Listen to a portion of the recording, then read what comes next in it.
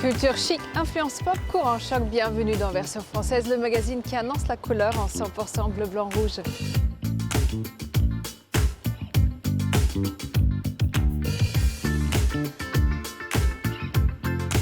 Derrière ce drôle de bâtiment qui semble figé dans le temps se cachent les secrets d'un lieu habité par des artistes qui n'ont pas dit leur dernier mot. Quand la mode rime avec éco-responsable, c'est que la créatrice Coralie Marabel n'est pas loin. C'est notre invitée du jour. Avis aux mélomanes en tout genre, voici un repérage musical qui vous fera du bien aux yeux et surtout aux oreilles. Anne de la Forge fait vibrer les couleurs et les textures dans ses œuvres émaillées. Un savoir-faire à découvrir dans Focus. Dénichés aux quatre coins de France, voici les immanquables de la semaine, ses points de vue.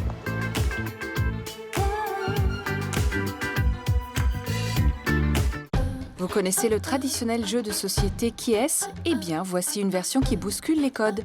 Dans le Who's She, on découvre sous les rabats en bois des portraits de femmes battantes et militantes qui ont fait avancer l'histoire. En plus de son design français et écolo, les 28 profils présentés en font un objet terriblement inspirant, Girl Power. Quand on dit porcelaine de Limoges, vous pensez sûrement assiette ringarde accrochée au mur. Eh bien, sachez qu'elle existe depuis la fin des années 1700, alors ne jugeons pas trop vite son look. C'est Louis XV qui fait l'acquisition du premier gisement de kaolin nécessaire à sa réalisation. Depuis, certaines maisons l'ont modernisée, elle a pris un nouvel envol. La vidéaste Léa Bordier a posé un instant sa caméra pour sortir la version papier de sa série Cher Corps. Ici, elle partage 12 témoignages de femmes, pas celles des magazines, mais celles qui nous entourent, celles qui ont des petits complexes ou des grands mots, et qui partagent leur rapport avec leur corps, body positif et touchant. Le presse-papier, c'est l'histoire de passionnés qui décident de mettre au goût du jour le papier peint et surtout de le faire fabriquer en France, dans la région lyonnaise. Les collections travaillées à la gouache ou au crayon qui revisitent des motifs du XVIIIe au XXe siècle, s'inspirant du jazz, d'architecture ou d'artistes comme Matisse. Allez, c'est l'heure de maroufler.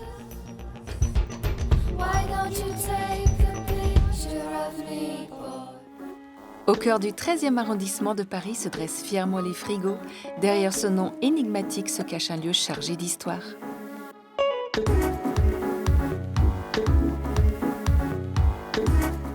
En flânant dans le 13e arrondissement de Paris, vous êtes-vous déjà demandé ce qu'il se cachait derrière ces murs aux allures de squat ? Ancien entrepôt frigorifique de la Halle de Paris, ce gros bloc de béton laissé à l'abandon s'est vu investi dans les années 80 par toute une population d'artistes. Peintres, sculpteurs, musiciens, artisans et vidéastes, les 5 étages du bâtiment abritent encore aujourd'hui près de 90 ateliers de professions diverses. Autant de gardiens de l'histoire de ces murs, tels que Mireille Cambeau, qui nous guide aujourd'hui de porte en porte sur les traces de l'héritage des frigos. Ce bâtiment stockait toutes les denrées alimentaires qui arrivaient de province et de la campagne, qui arrivaient par train. Le train entrait dans le bâtiment et il amenait la viande, les poissons, les œufs, les yaourts, les fromages. Il reste dans la structure du bâtiment des traces de ça. C'est notamment en se promenant le long des couloirs que l'on peut observer les vestiges de cet ancien frigo géant. Au hasard, on retrouve des bouts de l'ancienne tuyauterie que nous trouvons de magnifiques œuvres d'art. Il fallait bien réfrigérer tous ces 5 étages. Donc les tuyaux couraient partout. Et les portes étaient bien épaisses pour conserver les denrées au froid. Tout ça, c'est les portes d'origine.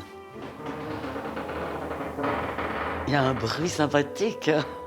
Il faut donc attendre les années 80 pour que les carcasses de viande et les cajots de légumes laissent place aux pots de peinture et aux pinceaux. Et pour ce faire, il a fallu forcément faire de gros travaux. Les premiers sont arrivés, ils sont tombés sur un frigo, donc c'est-à-dire des espaces vides et pas d'ouverture. Donc ça a commencé à cloisonner, à percer des fenêtres, de ci, de là. Et il y a encore des ateliers où il y a beaucoup de traces de l'état du bâtiment à ses débuts. C'est le cas chez le sculpteur Jean-Paul Réty, locataire des frigos depuis la première heure, qui stocke ses délicates vues du ciel dans l'ancienne cave à viande. On a exactement la situation du lieu pour stocker la viande dans le froid, avec les tuyauteries au plafond qui sont des systèmes de refroidissement. Là, ça me permet d'accrocher mes projecteurs. Et c'est la seule utilité, et en même temps un peu la mémoire du lieu. Témoin de la transformation des lieux, Jean-Paul est incollable sur l'histoire des frigos et s'improvise professeur pour qui veut bien l'écouter. À l'époque, 1920, on devait isoler très épais avec tout ce qui venait d'Amérique du Sud, c'est-à-dire du liège. Là au-dessus, il y a parfois des concerts, je les entends à peine. La qualité du bâtiment, super isolé pour la bidoche, nous isole aussi phoniquement par le plus grand des hasards. C'est très important, sinon on ne serait plus là. On ne serait plus là. Une qui ne partirait d'ici pour rien au monde, c'est Nicole Fellou, artiste pionnière des frigos. Elle garde une grande nostalgie du quartier à ses débuts. C'était un no man's land. Et les gens avaient très peur de venir. Mais nous, c'était tout à fait le genre de lieu qui nous plaisait, quoi. Et puis, petit à petit, les bâtiments ont commencé à s'élever. Avant, je voyais la Seine. Maintenant, j'en vois un petit bout. Inquiète du développement du nouveau quartier d'affaires qui menace chaque jour un peu plus l'aventure des frigos, Nicole garde précieusement ses souvenirs dans sa mémoire, mais aussi sur son étagère. Il y avait ces magnifiques cheminées. Et un jour, quand les ouvriers sont arrivés, qu'ils ont commencé à détruire, je suis allée les voir, je dis, quand les cheminées, vous me les apportez. Parce que c'est des sculptures, hein. J'y tiens, hein. C'est un morceau des frigos, voilà. Mais au frigo, il n'y a pas que les anciens qui se souviennent de cette époque. Aujourd'hui vidéaste, Jonathan Sheps a passé son enfance dans cet atelier, autrefois celui de son père maquettiste. Une enfance pour le moins pas banale. Quand j'étais petit, il y avait David Bowie dans le couloir et il y avait la panthère de la pub de Dulux Valentine qui était à l'étage du dessous. Et il y avait Jean-Michel Labatte qui venait avec des singes dans son atelier en bas. C'était dingue. Justement, des choses dingues, on peut en voir dans le studio photo de l'extravagant Paolo Calia. Le photographe de Prince, Madonna ou encore Jean-Paul Gaultier a eu un vrai coup de cœur dans les années 80 pour cette friche industrielle qu'il a depuis transformée en incroyable palais vénitien. Tous les décors que vous voyez ici, c'est moi qui les ai faits. Parce que moi, je suis peintre, j'ai fait les beaux-arts à l'Académie des beaux-arts de Venise. J'adorais tout de suite cet endroit parce qu'il y avait un côté un peu brut, il y avait un côté industriel. Allez, un petit café pour la route en bonne compagnie avant de quitter non pas le ventre de Paris, mais l'antre de la création.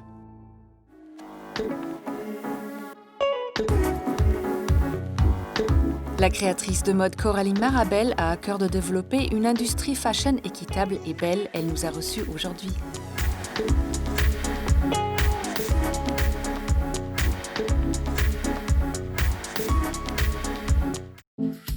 Il y a parfois des vocations qui ne font pas l'ombre d'un doute. Petite, Coralie Marabel cousait et imaginait ses propres vêtements. Très vite, son envie de devenir designer textile et créer sa marque de prêt-à-porter se fait de plus en plus pressante.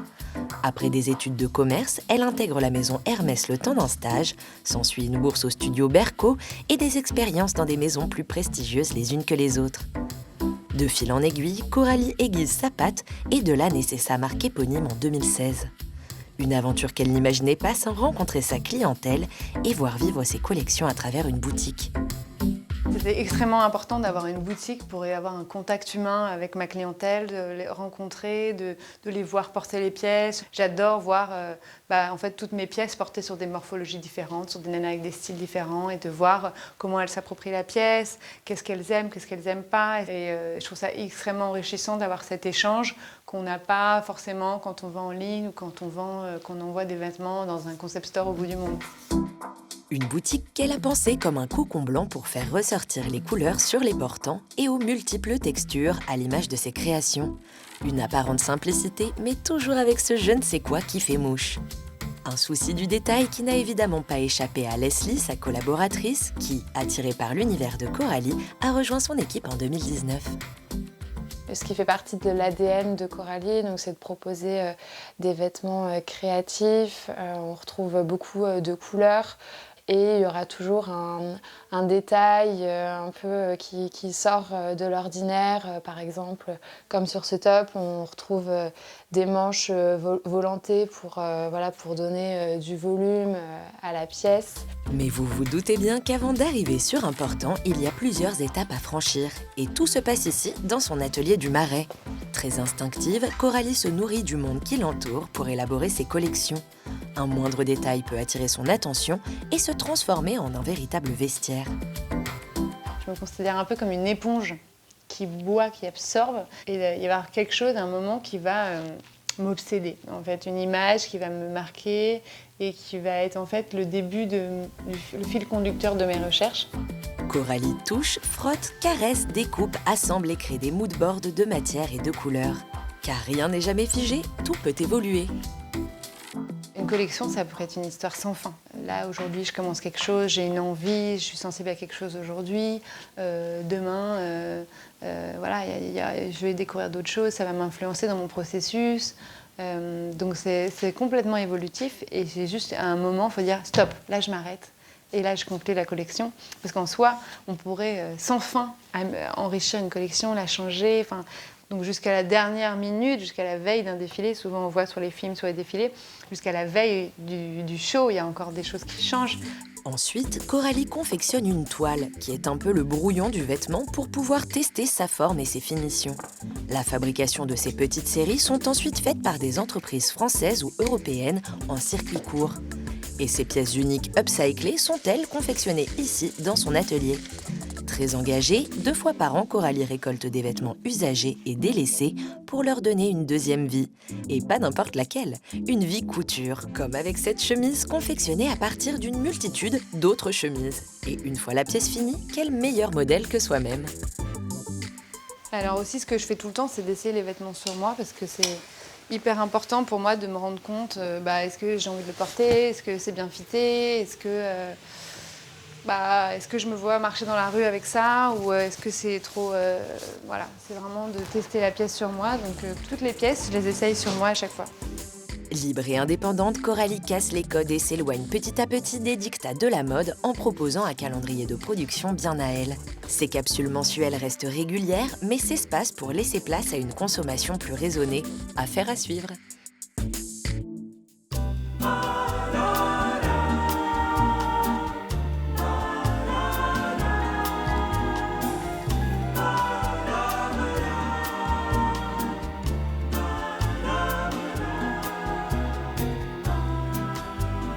Bonjour Coralie. Bonjour Katharina. Coralie, coudre, pour vous, ça n'a pas été une option parmi d'autres, puisque vous avez commencé déjà à coudre à 8 ans, votre maman étant céramiste, vos sœurs étant aussi très créatives. Ça a été une évidence. J'ai grandi dans une famille de créatifs, d'artistes, de bricoleurs, où en fait on passait notre temps à faire des activités manuelles. Et c'est vrai que j'avais une maman et 2 grands-mères qui savaient coudre, donc la couture, c'était quand même quelque chose qui était assez ancré dans ma famille.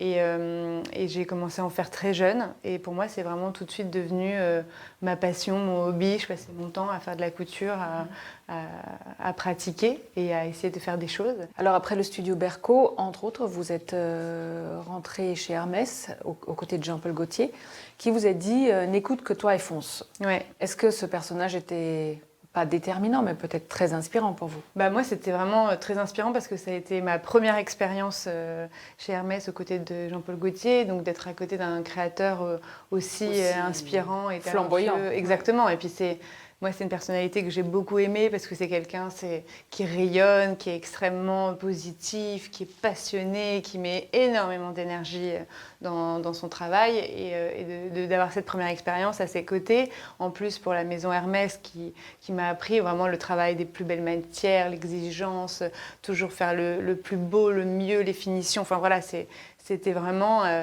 une expérience extraordinaire qui m'a beaucoup appris.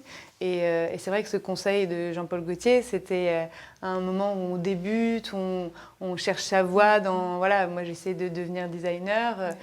C'était le meilleur conseil qu'il fallait me donner, en fait, de me dire le but, c'est de vas-y, fais-toi confiance. Fais-toi confiance et c'est la meilleure chose à faire, en fait. Vous avez gagné en 2014 le prix du public du Festival de Hyères.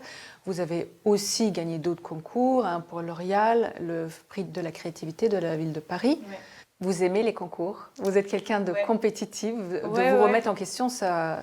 Pour moi, la compétition, c'est pas la compétition avec les autres, c'est la compétition envers moi-même. Se remettre en question. Exactement, se remettre en question, se challenger, pousser ses limites. Et pour moi, du coup, les concours, c'est vraiment un jeu.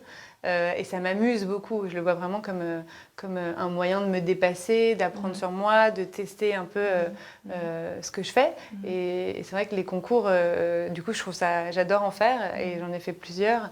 Et d'ailleurs, ça vous a beaucoup aidé. C'était comme un tremplin. Pour moi, ça a été un tremplin. Ça a été un tremplin parce que du jour au lendemain, après avoir gagné un prix, j'ai eu beaucoup de visibilité, de presse suite au prix que j'ai gagné.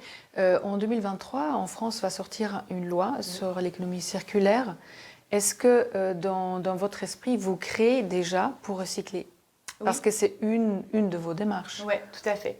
En fait, depuis que nous avons ouvert la boutique, donc depuis 2018, on a 2 fois par an, je transforme les vitrines de la boutique en paniers à linge géants pour récolter les vêtements des gens et pour les transformer. Donc c'était à la fois pour interroger les gens et moi m'imposer le challenge de recréer des vêtements à partir de vêtements existants.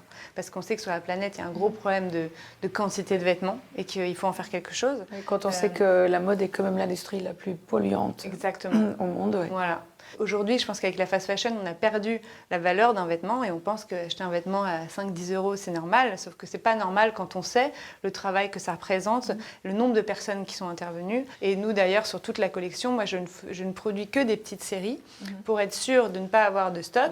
D'invendus. Et d'invendus. Et du coup, c'est pour ça qu'on ne fait pas de solde, c'est qu'on n'a pas besoin de faire de solde et de vraiment avoir une production extrêmement maîtrisée. C'est ce qu'il faut peut-être aussi dire, que les stocks sont brûlés. Quand des grandes marques, exactement. Quand il y a trop de vêtements, les stocks sont détruits, ce qui est complètement aberrant. C'est une aberration, c'est absurde. Et même, il y a beaucoup de maisons qui brûlent leurs tissus. Pour moi, c'est pas possible, en fait. Si vous pourriez définir votre marque en 3 mots, votre maison. Je dirais créativité, originalité et féminin. Féminin. C'est très bien. Merci beaucoup, Coralie. Merci à vous.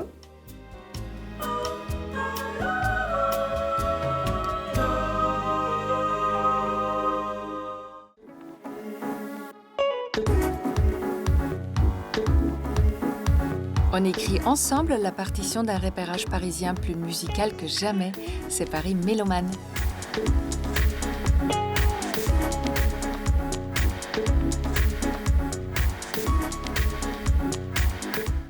Repérage, c'est votre rubrique dénicheuse de bons plans parisiens. Cette semaine encore, on a marché, couru, rampé, arpenté, cheminé, exploré et siffloté sur les chemins du Paris des mélomanes. On commence par un petit voyage dans le temps pour vos oreilles, mais aussi pour vos yeux. Près du quartier de Pigalle, le Phonomuséum est une galerie à part où se déploie la longue liste d'appareils d'enregistrement et de restitution sonore créés depuis 1857. Tous sont issus d'une collection privée, commencée à la fin des années 80 par Jalal, le propriétaire. Dans les années 2000, il s'est dit qu'il ne pouvait pas garder tous ces trésors pour lui, et il aurait eu tort de nous en priver, car c'est un passionné qui nous parle d'un temps que les moins de 100 ans ne peuvent pas connaître. Avant cette invention-là, ce qu'on appelait les machines parlantes, les gens ne pouvaient pas écouter un son ou une musique enregistrée. C'était que du direct. Et l'intérêt de ce musée-là, c'est que les gens découvrent comment ça a commencé, cette invention-là, et son évolution avec le temps, et qu'ils puissent écouter un appareil de 1900 avec le disque de 1900, comme ça ils ont la sonorité de cette époque-là. En musique, laissez-vous conter l'histoire de ces machines de toutes formes, de toutes tailles et de tous âges. Elles sont une centaine, bien entourées d'affiches d'époque, de disques et bien sûr de Nipper, le petit chien mascotte de HMV. L'écoute musicale n'a pas disparu du paysage. C'est les appareils qui ont disparu. Maintenant, ils sont miniaturisés de plus en plus. Et c'est ça ce qui est intéressant parce que ça crée un lien. Les gens disent « Ah bon, c'était comme ça qu'on écoutait ». Même par rapport aux enfants aussi. Ils sont étonnés. S'il s'est lui-même investi d'un devoir de mémoire, Jalal le fait en bon geek de ces objets désuets. Dans son atelier mitoyen, il les stocke, les répertorie et les répare, car pour lui, pas question de les laisser devenir un jour muets. Mais que seraient les gramophones, platines vinyles et autres manches-disques sans un air à jouer? Partez à la découverte du musée de la musique et son immense collection d'instruments. Inauguré en 1997, voisin de la Philharmonie de Paris, il retrace sur 5 étages l'histoire de la musique à travers les âges, en France et dans le monde. Parmi les 7000 œuvres exposées, vous trouverez des tableaux, des maquettes et bien sûr des instruments pas toujours banals, comme l'octobasse. Conçue dans les années 1850 par Jean-Baptiste Vuillaume, elle mesure près de 3,50 m. Au détour d'une allée, vous croiserez sans doute une musicienne ou un musicien offrant un récital pédagogique aux visiteurs. Et si vous avez fait le tour de la collection permanente, chaque année, plusieurs expositions temporaires explorent elles aussi la musique d'ici et là-bas, d'hier et de demain, ses courants, ses occurrences et ses icônes. Rien de tel qu'un bon resto pour finir la balade, mais pour le fond sonore, on a un peu mieux que le bruit des couverts. Au Bel Canto à Neuilly, avant le coup de feu, les tables sont dressées bien sûr, mais c'est aussi l'heure des vocalises. Ces 4 chanteurs et leurs pianistes sont des artistes professionnels et après un passage au vestiaire, ils s'immiscent dans la salle incognito avec leur tenue de serveur. Le but est de surprendre vraiment la personne qui est en train de encore manger ou discuter et de se mettre juste à côté et de « ah !»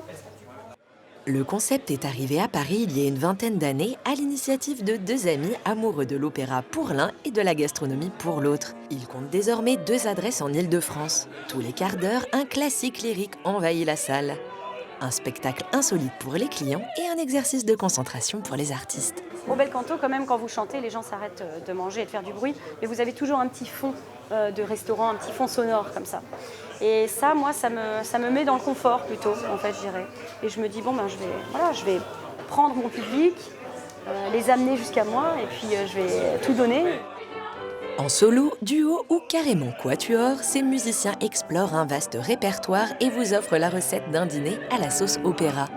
Et voilà, votre partition est désormais complète pour découvrir Paris sans fausses notes.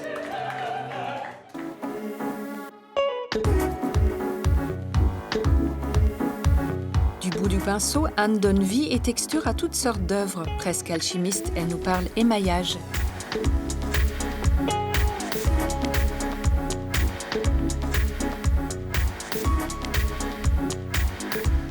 Cette jolie poudre colorée n'est ni une terracotta ni un fard à paupières, c'est de l'émail.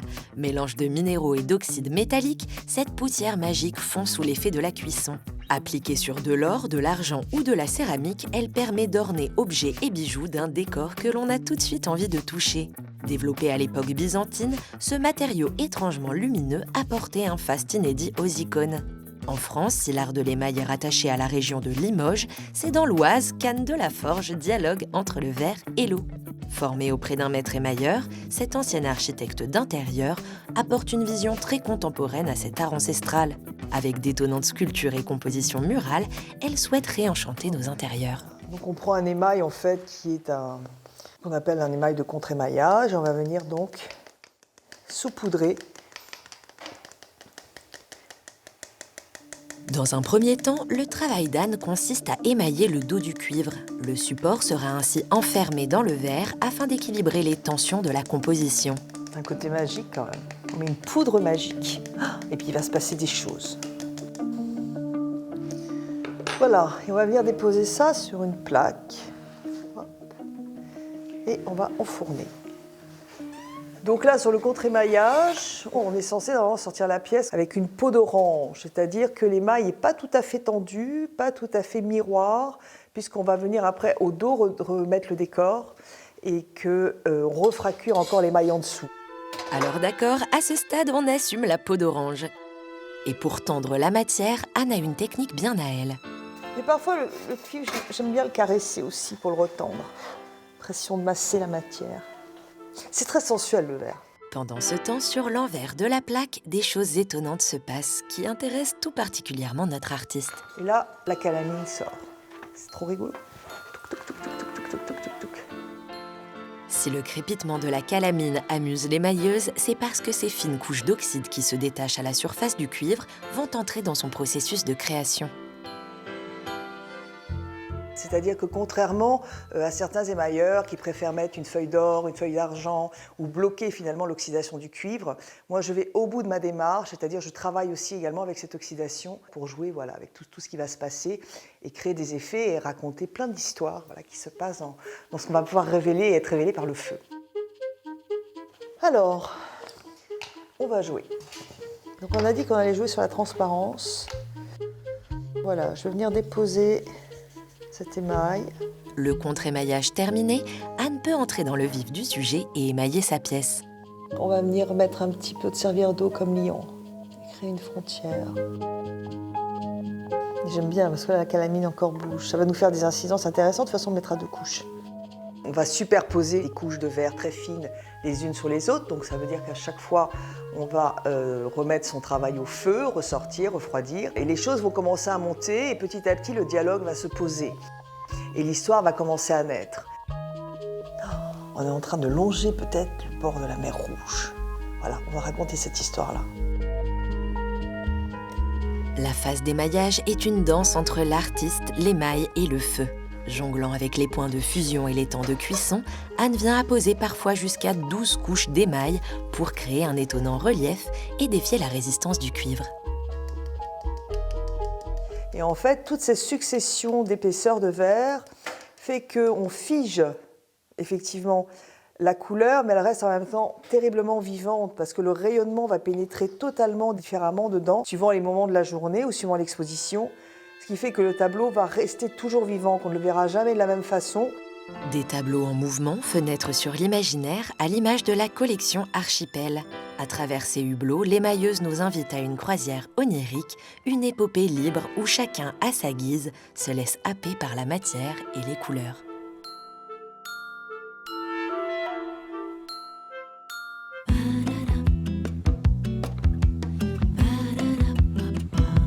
La version française est déjà terminée, mais on se retrouve très vite et en attendant, restez chic toujours. Bye!